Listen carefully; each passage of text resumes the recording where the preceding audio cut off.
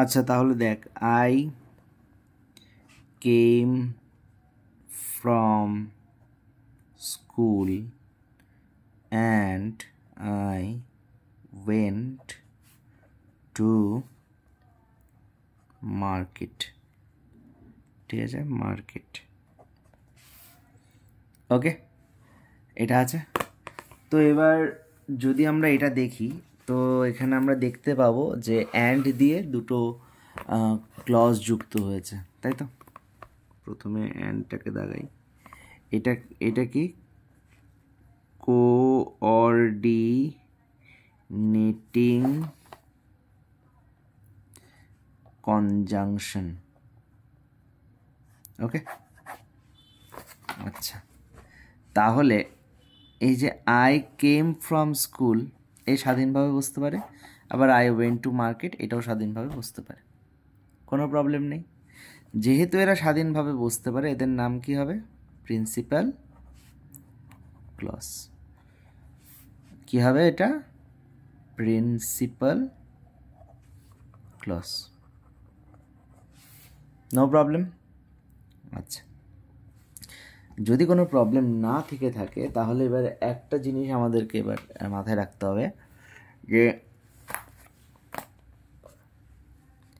এই সেন্টেন্সটা মানে এই ক্লজটার সঙ্গে এই ক্লজটার সঙ্গে এই ক্লজটার কি কোনো রকমের সম্পর্ক আছে? দুটো ক্লজের মধ্যে কি কোনো সম্পর্ক আছে? যে আমি স্কুল থেকে আসলাম এবং আমি মার্কেটে গেলাম, আমি স্কুল থেকে আসলাম এবং আমি মার্কেটে গেলাম, তাহলে আমি স্কুল থেকে আসার পরে আমি মার্কেটে গেলাম, এটা একটা সম্পর্ক বোঝাচ্ছে কি? হ্যাঁ বোঝাচ্ছে। যদি বোঝায় তাহলে এই প্রিন্সিপাল ক্লজের কি হবে? Coordinate clause. এরা আদতে নিজস্ব ক্ষেত্রে প্রিন্সিপাল ক্লজ, কিন্তু এই প্রিন্সিপাল ক্লজের কি? Coordinate clause. যেমন আমি যদি বলি যে শান্তনু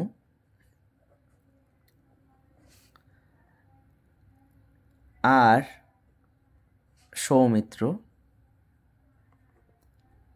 ভাই, দুজনে ভাই, যদি আমি এটা বলি, তাহলে শান্তনু একটা মানুষ আর সৌমিত্র একটা মানুষ, কিন্তু আমি যদি দেখি এই দুজনের মধ্যে একটা সম্পর্ক আছে, কি দেখেছে? ভাই সম্পর্কটা আছে, তাহলে এই শান্তনু মানুষটা সৌমিত্র মানুষটার কি হবে? ভাই। আবার সৌমিত্র মানুষ এই শান্তনু মানুষটা মানে শান্তনু সৌমিত্র যদি ভাই হয়, তাহলে সৌমিত্র শান্তনুর কি হবে? ভাই। তাহলে এই প্রিন্সিপাল ক্লজের কী হবে? Coordinate clause. আবার এই প্রিন্সিপাল ক্লজের কী হবে? Coordinate clause. ঠিক আছে, এবার তোর মনে হতে পারে যে তাহলে দাদা যে কোনো দুটো প্রিন্সিপাল ক্লজ যদি পাশাপাশি কোনো লিঙ্কার দিয়ে যুক্ত থাকে তাহলে কি সেটা কোঅর্ডিনেট ক্লজ হবে? তাহলে আমরা এবার এটা দেখব। Soumitra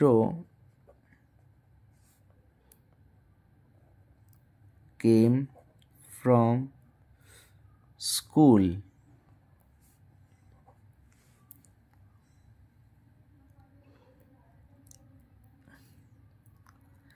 but Nidhi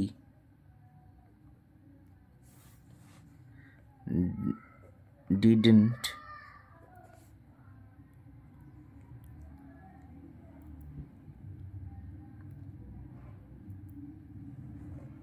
go to college।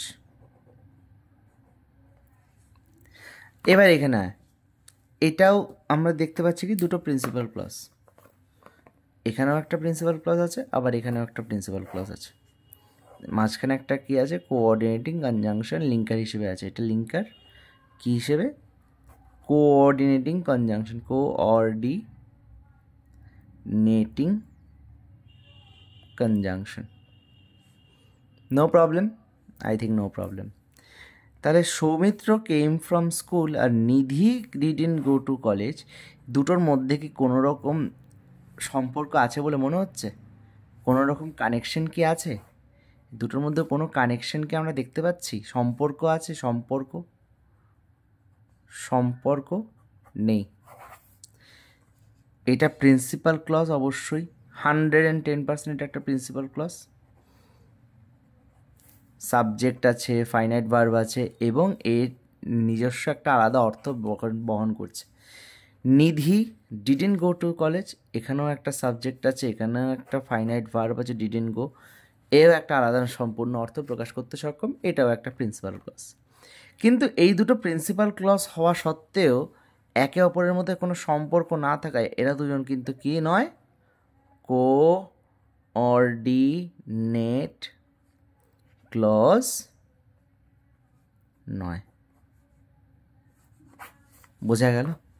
আশা করি আমি বোঝাতে পেরেছি কোনটা কোঅর্ডিনেট ক্লজ, কোনটা কোঅর্ডিনেট ক্লজ নয়, কোনটা প্রিন্সিপাল ক্লজ, কোনটা প্রিন্সিপাল ক্লজ নয়। আই থিঙ্ক এখানে সব কিছু বোঝানো হয়ে গেছে। তো এবার একটুখানি আমি যা খাতায় লিখিয়ে দিয়েছিলাম সেটা একটুখানি যদি ভালো করে পড়ে নিস, তাহলে আশা করি কোনো রকম সমস্যা আর কনফিউশন থাকবে না।